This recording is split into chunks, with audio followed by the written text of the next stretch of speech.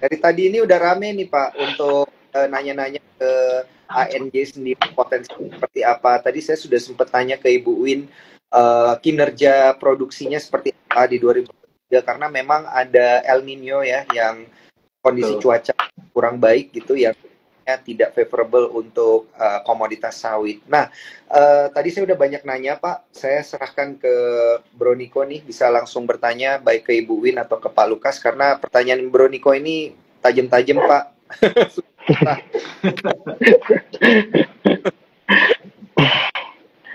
Oke. Mungkin Pak, kalau boleh sharing a bit your plantation profile, sekarang itu age-nya berapa Pak ya, on average ya? Kita usia rata-rata age profile-nya ya? Betul Pak. Age profile kita berada di rata-rata 12 tahun ya. Mungkin silakan Bu Windy yang untuk ini menjelaskan lebih detailnya. Di 13 tahun Pak, tapi kalau sebagai gambaran ya, kita tuh punya perkebunan yang memang sudah mature, itu di area Sumatera Utara, ada 2 perkebunan, terus kemudian juga ada area Kalimantan, itu memasuki masa prime, kemudian di area Belitung, itu sudah masuk mature juga, dan ada yang masih perkebunan muda. Perkebunan muda kami ada di area Papua. Papua. Satu lagi juga masih ada area perkembangan, yaitu di Empat Lawang, Pak. Itu masih dalam tahap land compensation. Oke. Bu, aku mau tanya mengenai El Nino. Kita tahu misalkan Kalimantan kan cukup terdampak ya dengan El Nino. Apakah this is also present in your area, Bu? Kayak Sumatera and Papua misalkan, Bu ya? Apakah juga El Nino berdampak di area-area situ, Bu? Iya.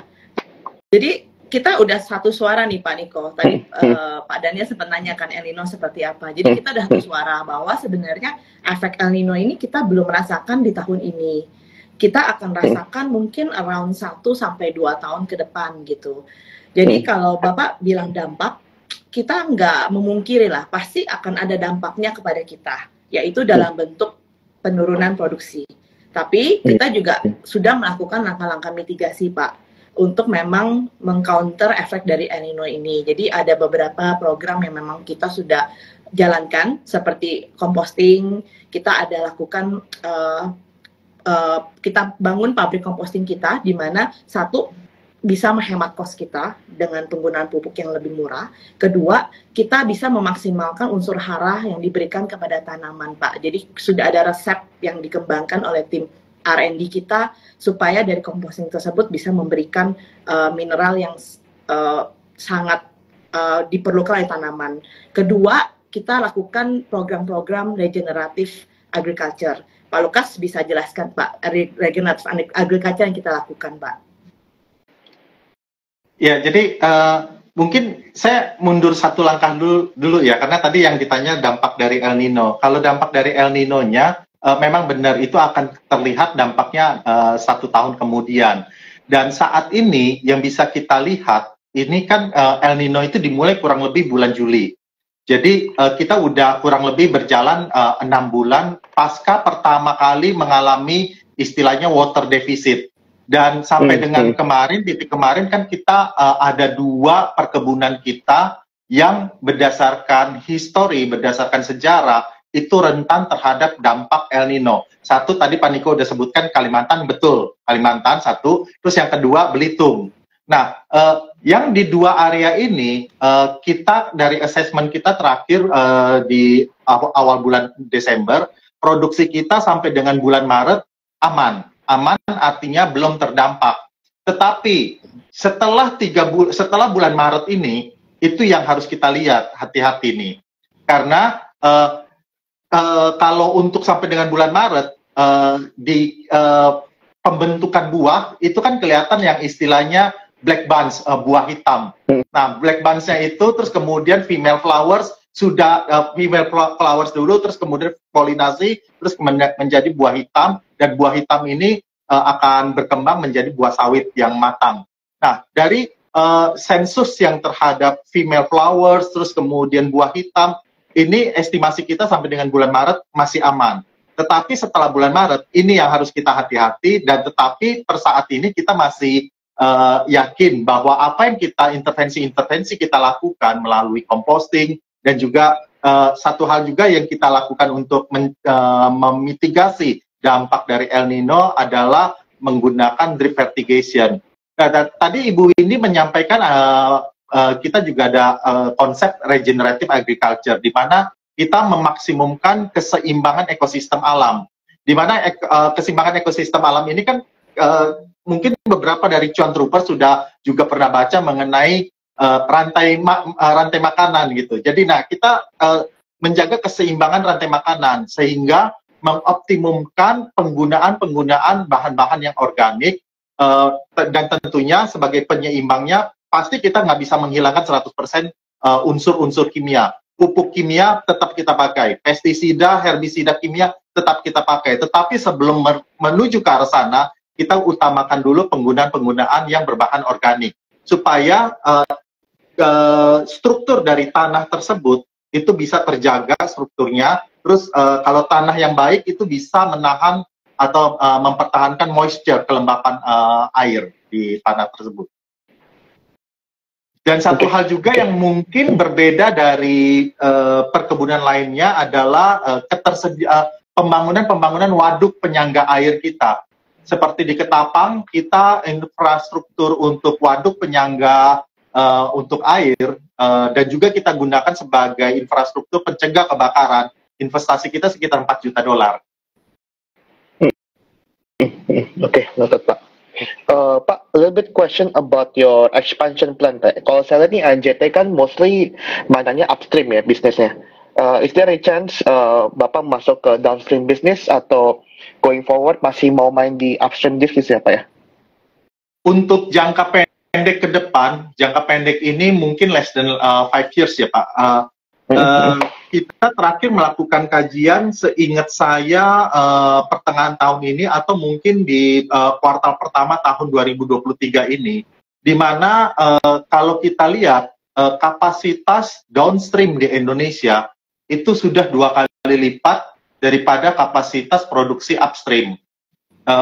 Produksi upstream Indonesia tahun 2022 CPO dan CPKO kurang lebih 51,2 juta ton CPO dan CPKO. Tetapi kapasitas refinery, olin dan sebagainya termasuk juga biodiesel sekitar 100 juta. Artinya kan terjadi perang nih untuk mengejar supply. Nah, jadi kita melihat dari sana sebaiknya kita saat ini untuk short term ke depan sambil tentunya kita akan tetap terbuka melihat peluang-peluang. Tetapi kita belum ada rencana untuk masuk ke downstream dengan kondisi yang ada seperti ini. Kenapa saya katakan bahwa kita juga harus tetap memantau pasar karena ada perkembangan teknologi nih. Mungkin teman-teman Cuan Troopers pernah membaca di artikel ataupun mendengar yang sedang trending saat ini itu adalah Sustainable Aviation Fuel, SAF. Mungkin sering dengar SAF. Nah, SAF ini berbahan baku dari vegetable oil. Bisa berbahan baku vegetable oil atau limbahnya. Ya, jadi mungkin pernah dengar used cooking oil dan sebagainya. Nah, ini yang digunakan sebagai bahan baku SAF. Tetapi apakah kita akan masuk ke sana? Kita harus kaji dulu karena ini investasi bukan investasi yang kecil. Dan kalau kita salah masuk investasi di situ dan artinya salah ini bukan salah teknologinya ya, tetapi ternyata kita perang untuk memperebutkan bahan baku yang jumlahnya terbatas. Ini yang akan mempersulit pertanggungjawaban investasi kita. Oke Pak. Kalau tadi kan kita udah paham Pak ya, kita for the next 5 years most likely kita bakal main di upstream.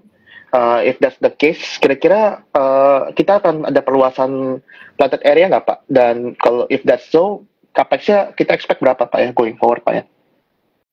Ya, perluasan area kita, jadi mungkin kalau saya secara general pertumbuhannya ya Pak Niko, karena kan yang paling penting bagi para investor adalah pertumbuhannya.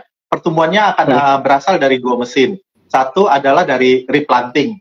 Replanting ini kan menggantikan tanaman-tanaman tua dengan genetik materials yang lebih baru, di mana yang saat ini kita lihat salah satu hal yang tadi saya sampaikan kita melihat bahwa sampai dengan bulan Maret belum ada dampak karena cukup banyak area yang kita sudah lakukan replanting, kurang lebih 10.000 total sudah kita replanting, di mana 4.000-nya itu sudah udah mature.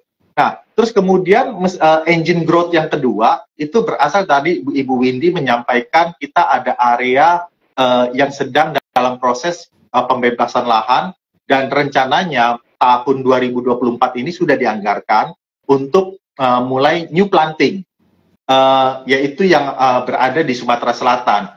Kita sudah anggarkan, tetapi kita tidak langsung bisa serta-merta langsung, walaupun kita sudah kompensasi, tidak bisa serta-merta kita buka. Karena teman-teman Cuan Troopers juga tentu sudah mendengar bahwa pemerintah Indonesia ini kan sudah melakukan moratorium.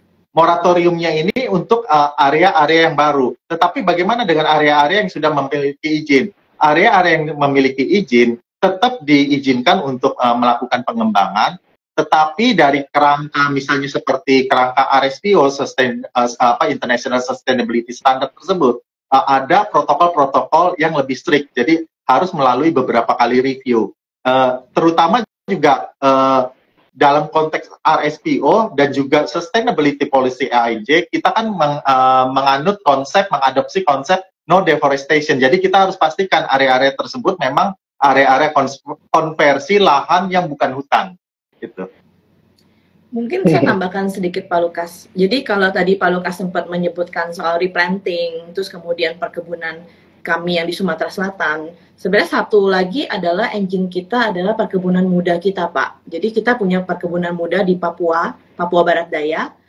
Ini mungkin kita estimasikan di 2025 akan mulai mencapai peak-nya, Pak. Jadi salah satu produksi kita akan disokong dari perkebunan muda kita ini gitu.